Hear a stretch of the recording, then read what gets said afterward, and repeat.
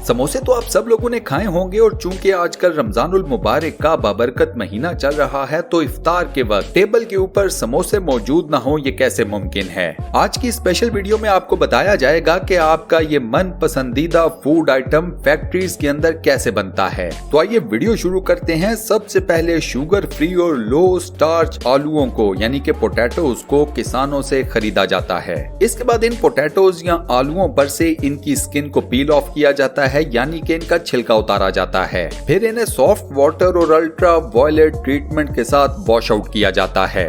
इसके बाद इन तमाम पोटैटोज या आलूओं को एक बहुत बड़े कटिंग चैम्बर के अंदर डाल दिया जाता है। इस कटिंग चैम्बर के अंदर इन आलूओं को छोटे छोटे क्यूब्स या डाइसेस की शक्ल में काटा जाता है। इस प्रोसेस के बाद पोटैटोज के इन छोटे छोटे क्यूब्स या डाइसेस को दोबारा से अच्छे तरीके से धोया जाता है ताकि अगर कोई बचा कुचा स्टार्च कहीं पर मौजूद हो तो वो भी उतर जाए। इसके बाद इन पोटैटोज और इनके इंग्रेडिएंट्स का वजन किया जाता है और उन्हें मल्टीपल बैचेस में डिवाइड कर दिया जाता है अकॉर्डिंग टू द साइज। वजन होने के बाद आलूओं के इन क्यूब्स या डाइसेस को प्रोडक्शन हॉल की तरफ ट्रांसफर कर दिया जाता है। प्रोडक्शन हॉल में इन पोटैटो डाइसेस को बड़े बड़े केटल्स या बड़ी बड़ी केतलियों में जिनमें पानी बॉयल हो रहा होता है उनके अंदर डाल दिया जाता है। प्रोडक्शन हॉल के एक हिस्से में जहां पर यह काम हो रहा होता है तो दूसरे हिस्से में मसाले को बनाने का प्रोसेस या अमल शुरू कर दिया जाता है। मसाला मेकिंग का प्रोसेस शुरू होता है एक बहुत बड़े पैन से जिसके अंदर कुकिंग ऑयल को खूब गर्म किया जाता है। ये कुकिंग ऑयल जब उबलना शुरू हो जाता है तो उसके बाद इस कुकिंग ऑयल के अंदर मुख्तलिफ इंग्रेडिएंट्स को डालकर मिक्स करना शुरू कर दिया जाता है।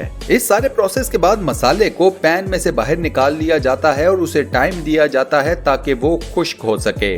दूसरी तरफ बॉइल्ड पोटैटो डाइसेस को केटल्स में से निकालकर स्टेनलेस स्टील के बने हुए बड़े बड़े और गहरे ट्रेस के अंदर जमा किया जाना शुरू कर दिया जाता है।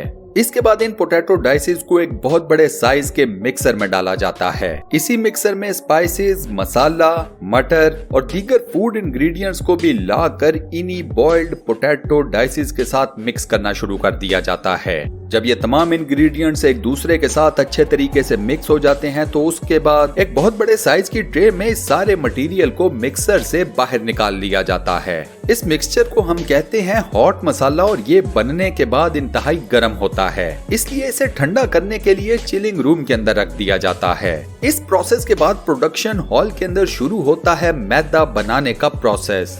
सबसे पहले सूखे मैदे को एक बहुत बड़े मिक्सर के अंदर डाला जाता है। उसके बाद इस मिक्सर के अंदर मैदे के साथ कुकिंग ऑयल और पानी को भी ऐड किया जाता है। इन तीनों इंग्रेडिएंट्स के ऐड होने के बाद मिक्सर अपना काम करना शुरू कर देता है। मैदा, कुकिंग ऑयल और पानी एक दूसरे के साथ जब अच्छे तरीके से मिक्स हो जाते हैं तो इस मटेरियल को मिक्सर से निकालकर पॉलिथीन शीट्स के अंदर पैक कर दिया जाता है। इसके बाद इस मिक्सचर को प्रोडक्शन हॉल के उस हिस्से में ट्रांसफर कर दिया जाता है जहां पर समोसा मेकिंग प्रोसेस शुरू हो जाता है। यहाँ पर इस मिक्सचर की सबसे पहले छोटी छोटी और पतले साइज की रोटियां सी बनाई जाती हैं। उसके बाद इन रोटियों या पट्टियों को इंतहाई स्किलफुल तरीके से काटा जाता है। काटने के बाद मैदे की बनी हुई इन समोसे की पट्टियों के अंदर हॉट मसाले को भरा जाता है। यहाँ पर चूंकि इंसानी हाथ इन्वॉल्व हो जाते हैं लिहाजा हर वर्कर हर आधे घंटे बाद अपने हाथों को मुकम्मल तौर पर सैनिटाइज करता है। दोस्तों यही वो जगह है या यही वो प्रोसेस है जहाँ पर समोसे को वो ट्रायंगल शेप दी जाती है जो कि मैं और आप देखते हैं। मैदे की बनी हुई इन पट्टियों के अंदर हॉट मसाला भरने और उसके बाद इन्हें ट्रायंगल शेप देने के बाद समोसे की इन तमाम पट्टियों को एक बहुत बड़ी कढ़ाई के अंदर फ्राई किया जाता है। इस कढ़ाई का टेम्परेचर होता है 170 डिग्री सेंटीग्रेड। जब ये तमाम समोसे अच्छे तरीके से फ्राई हो जाते हैं तो फिर इन्हें कढ़ाई से बाहर निकालकर एक दूसरे बर्तन के अंदर जमा करना शुरू कर दिया जाता है। इस प्रोसेस के बाद इन गर्मा गर्म समोसों को छोटी छोटी ट्रेस के अंदर डाला जाता है। उसके बाद समोसों से भरी हुई इन ट्रेस को एक बहुत बड़ी ट्रॉली के अंदर ऊपर नीचे एडजस्ट किया जाता है।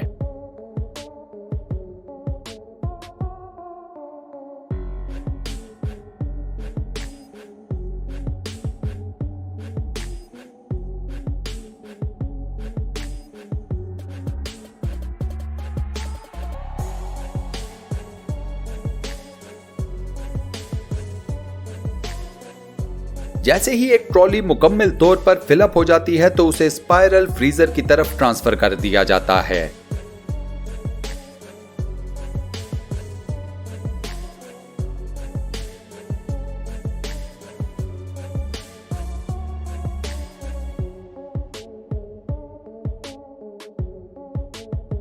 स्पाइरल फ्रीजर के अंदर इन तमाम समोसों को -18 डिग्री सेंटीग्रेड के ऊपर फ्रीज किया जाता है। एक कन्वेयर बेल्ट इन तमाम समोसों को स्पाइरल फ्रीजर की तरफ लेकर जाती है और वहीं पर इनको ठंडा किया जाता है।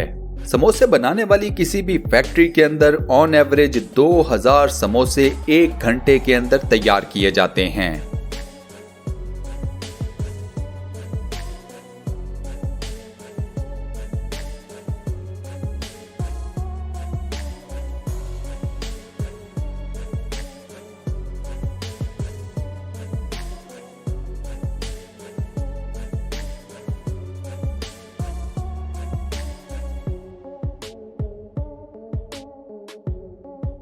समोसों की फ्रीजिंग जैसे ही कंप्लीट होती है तो उसके बाद इनकी पैकिंग का प्रोसेस शुरू हो जाता है।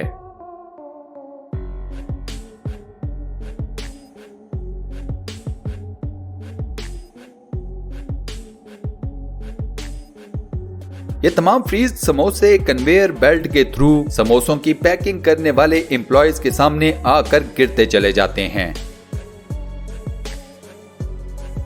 पैकिंग करने वाले एम्प्लॉयज इन समोसों को उठाकर एक पॉलिथीन बैग के अंदर जमा करना शुरू कर देते हैं। इसके बाद पॉलिथीन के हर इस एक पैकेट का अलग से वेट किया जाता है।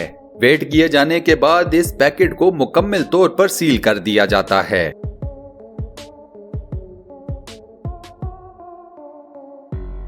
उसके बाद हर एक पैकेट को गत्ते के डब्बे में पैक करके इन तमाम डब्बों को अच्छे तरीके से सील किया जाता है। इनके ऊपर लेबल्स लगाए जाते हैं और उसके बाद इन डब्बों को बड़े बड़े कॉटन्स के अंदर पैक कर दिया जाता है।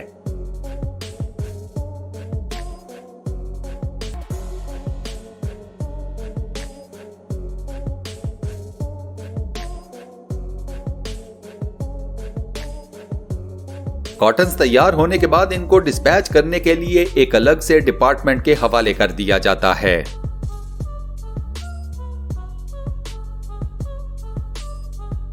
इस फैक्ट्री के अंदर बना हुआ यह समोसा उसके बाद दुनिया भर में एक्सपोर्ट किया जाता है। और इसी के साथ हम अपनी आज की इस वीडियो को यहां पर करते हैं दी एंड। दोस्तों, फैक्ट्रीज के अंदर समोसा कैसे बनाया जाता है उससे रिलेटेड ये वीडियो आपको कैसी लगी मुझे कमेंट सेक्शन में जरूर बताइएगा।